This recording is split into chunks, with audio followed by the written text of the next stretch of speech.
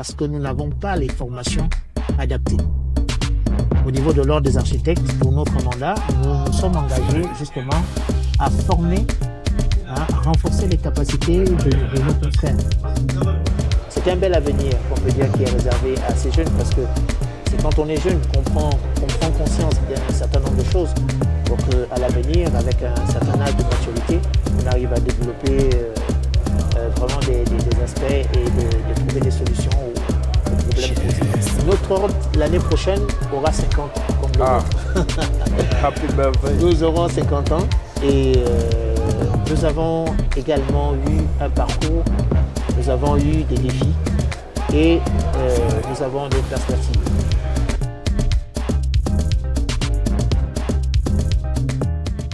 Saison 2. Welcome to the Sustainable Horizon podcast spécial cinquantenaire. Nous sommes ici avec le président de l'Ordre national des architectes gabonais, notre quorum. Et il a fait le plaisir de s'arrêter dans notre stand pour un moment d'échange. Alors, président, on va te demander de te présenter pour ceux qui ne te connaissent pas ou pour ceux qui pensent te connaître. Alors, je suis Hermès Alogo Eko. Je suis le président de l'Ordre gabonais des architectes. Je suis diplômé de l'EAMO, l'école africaine des métiers de l'architecture et de l'urbanisme. Voilà. Et j'exerce au Gabon. Alors, quelles sont tes premières impressions de la célébration des 50 ans de l'Ordre du pays voisin? Alors, l'Ordre national des architectes du Cameroun nous a déjà fait l'honneur de nous convier à cette manifestation, parce que c'est un cinquantenaire.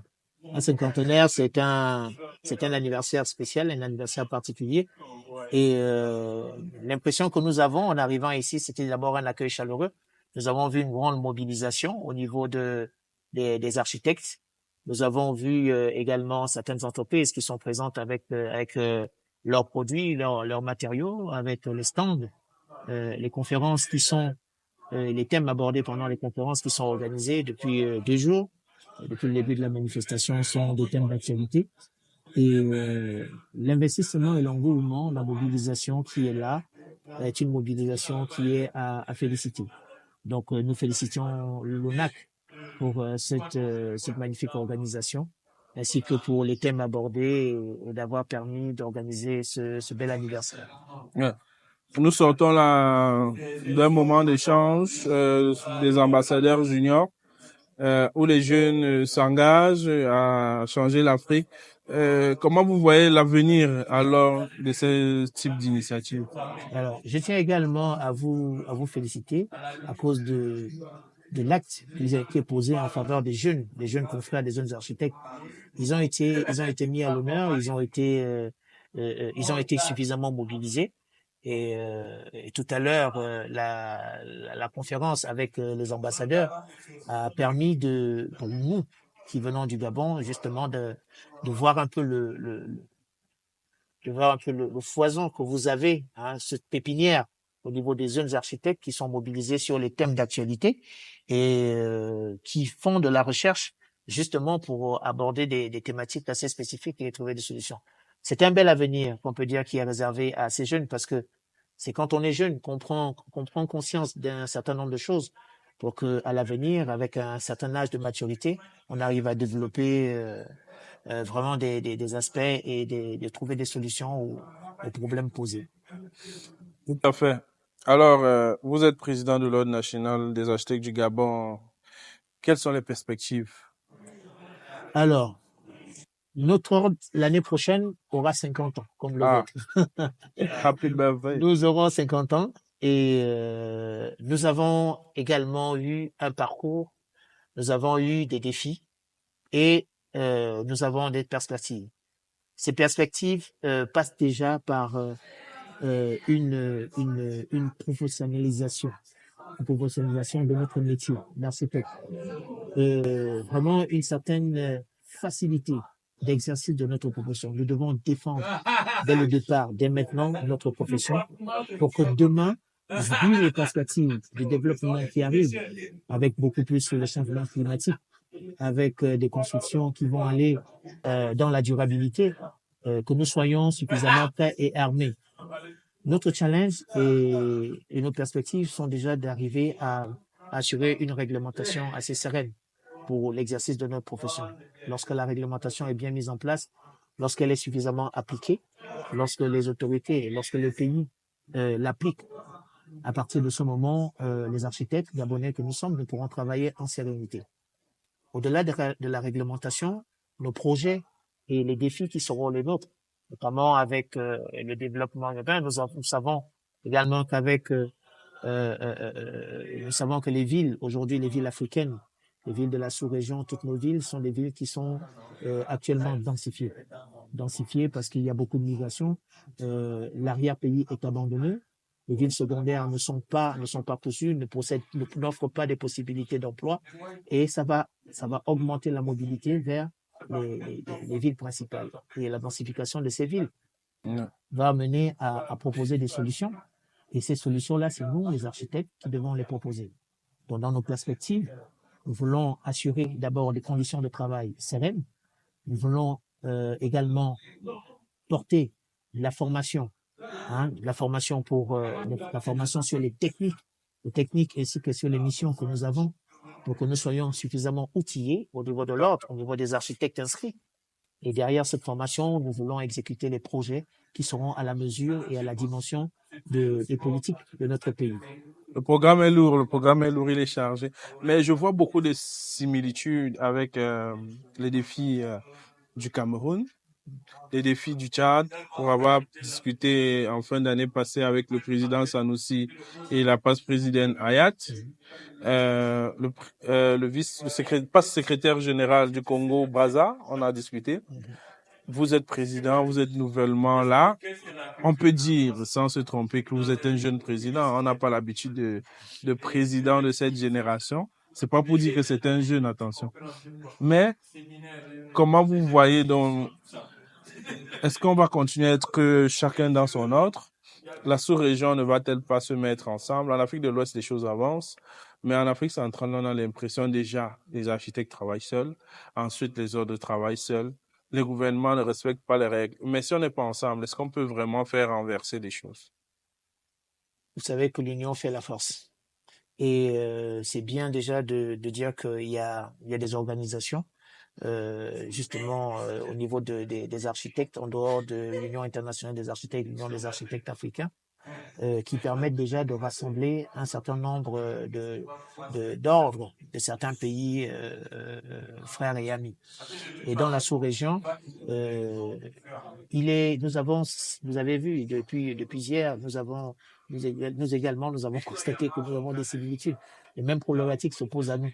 Et nous avons vraiment besoin déjà de partager et d'échanger sur les problématiques que nous avons, de trouver des solutions ensemble. Cet anniversaire nous permet d'être là déjà, donc, en tant qu'ordre frère, de participer avec vous sur les problématiques que nous avons et d'échanger là-dessus. Mais j'avoue sincèrement que il est de bonne loi aujourd'hui que toutes ces corporations de ces pays puissent se réunir en un bloc pour pouvoir justement mener des réflexions sur les problématiques qui concernent l'urbanisme, qui concernent l'architecture et qui permettront de proposer des solutions à l'ensemble de nos pays respectifs. Donc, je suis tout à fait d'accord qu'il est bon que nous puissions justement nous mettre en synergie dans nos corporations professionnelles et de mener ces réflexions-là par rapport aux problématiques que nous pourrons trouver d'un pays à un autre et essayer d'apporter des solutions. Euh, je, je n'ai pas qualité, mais je crois que vous êtes tout à fait outillé pour porter ce mandat-là. Parce qu'avec les 50 ans l'année prochaine, je pense que ce serait une très belle opportunité que de faire déjà des pourparlers avant, préparer les ordres frais, comme vous dites, pour que le cinquantenaire du Gabon soit aussi le cinquantenaire de la sous-région. On va pas revenir en arrière, nous sommes dans notre très belle célébration. Elle suscite des questionnements, mais planter le décor. Et puis il y a une transition là-bas, qui sait, peut-être ça va... Bon, je ne dis pas plus. Voilà. Donc maintenant, parlons un peu d'architecture. Oui. Euh, on a fait le tout béton pendant très longtemps. Qu'est-ce que vous en pensez? Alors, j'ai pas bien saisi la question. On a fait le tout béton pendant très longtemps. Voilà. Qu'est-ce que vous en pensez? Alors, Le béton s'est présenté comme une solution à un moment donné par rapport à un besoin donné en ce qui concerne la construction. Aujourd'hui, il n'est pas encore à mettre à la poubelle, le béton, parce que il est en plus encore indispensable à la réalisation d'un certain nombre de choses, notamment sur le plan structurel. Et le concept ou alors la philosophie des architectes aujourd'hui est plutôt d'amener, avec l'arrivée de nouveaux matériaux, avec le changement climatique, avec l'environnement, d'amener à soit associer le béton avec toutes les composantes aujourd'hui que on peut trouver en fonction de l'inspiration et le sens et la sensibilité de chaque architecte, ou alors décider de ne pas l'utiliser. C'est un choix. Aujourd'hui, on est en train de décarboner les bâtiments. Lorsqu'on veut rentrer dans la durabilité, et le choix de chacun est de pouvoir trouver justement les essences, de pouvoir faire de la recherche, de pouvoir proposer des matériaux verts qui pourront permettre justement d'émettre le moins de gaz à effet de serre et de proposer des bâtiments qui rentrent dans une forme écologique. Donc, le béton n'a pas totalement fait son temps parce qu'il règle encore des solutions aujourd'hui. Il règle des problèmes aujourd'hui. Et pour certains, il est de leur choix et de leur sensibilité en fonction du type architectural parce que ce n'est pas quelque chose qu'on impose à un architecte. Un architecte sent les choses. Un architecte développe. Un architecte trouve des concepts. Un architecte les met en pratique. Donc, le choix de chacun de pouvoir proposer un style de construction et qui cadre avec le moment est un choix individuel et personnel. Aujourd'hui, de moins en moins, on retrouve le béton dans les projets. Certains le proposent, d'autres pas. Moi, à mon niveau, je crois que pour rester, je suis très vert, moi, dans mes conceptions. J'essaie de garder justement cette fibre parce que le vert, c'est la nature. Le vert, c'est le végétal. Le vert, c'est la vie.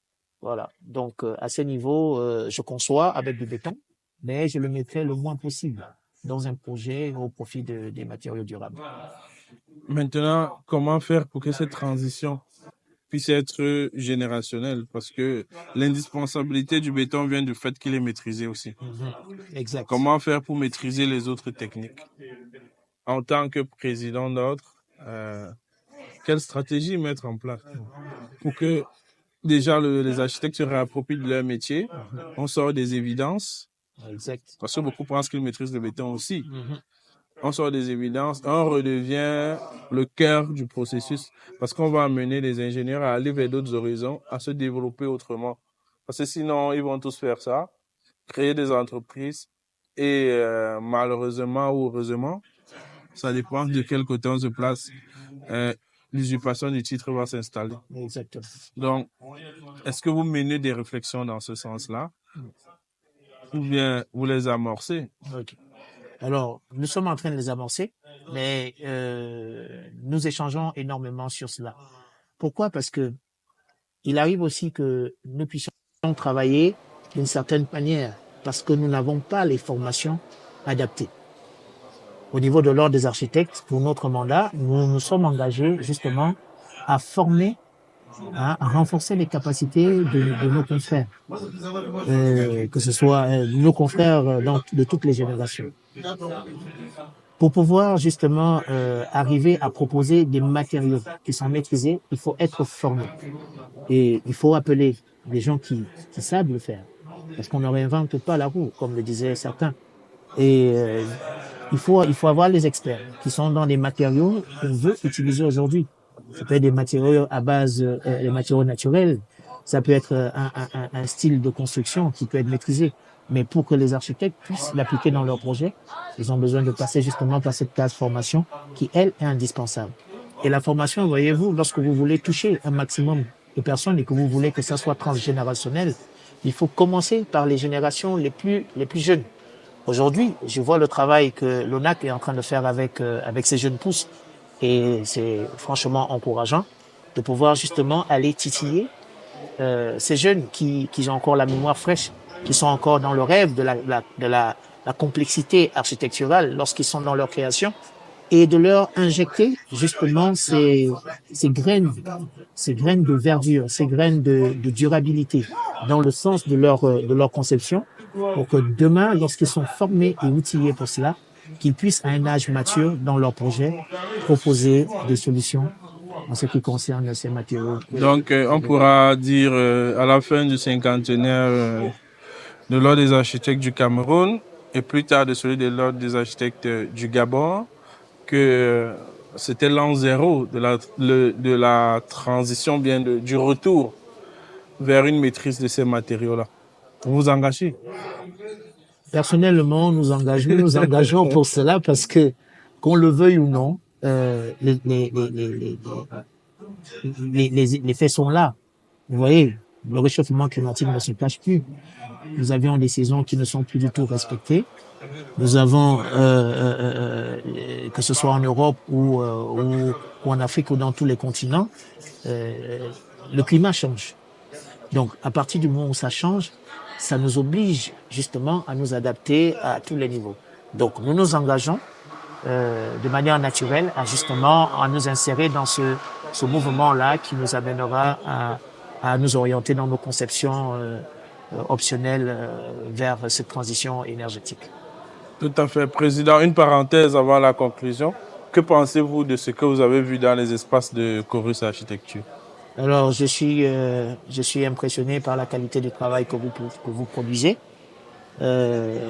Chorus est une boîte qui nous propose non seulement sur le plan de l'ensemble de la qualité des projets que vous avez proposés ou qui sont en cours de réalisation lorsque nous avons visité votre stand, mais aussi dans les matériaux, que ce soit en version numérique, que vous avez déjà décrit, et dans ce siège confortable sur lequel je passe cet entretien.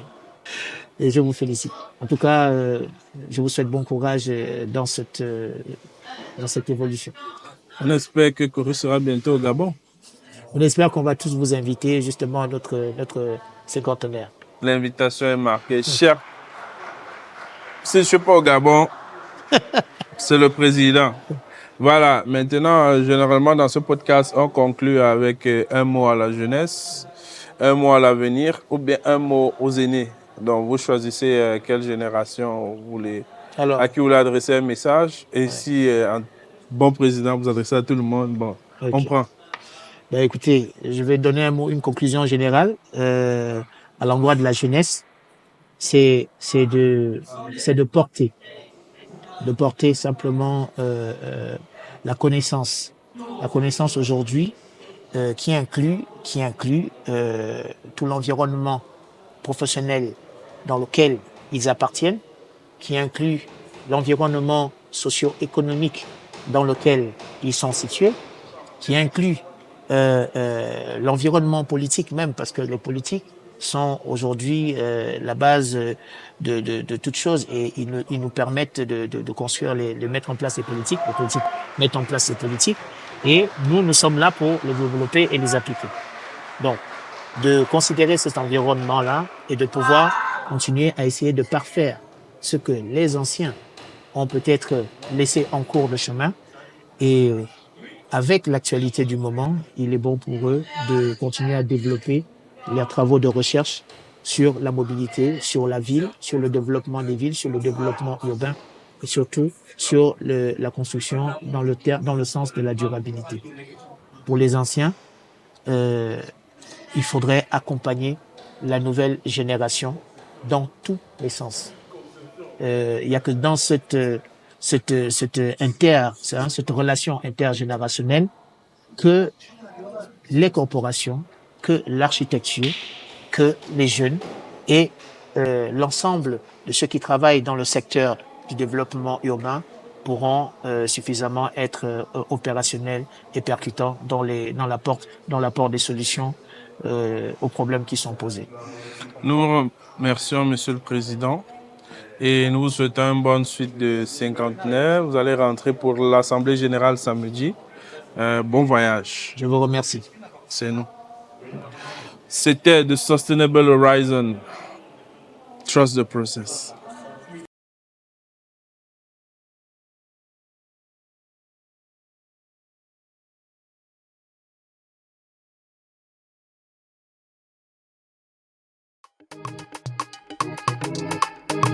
Feel yourself in. Yes, I.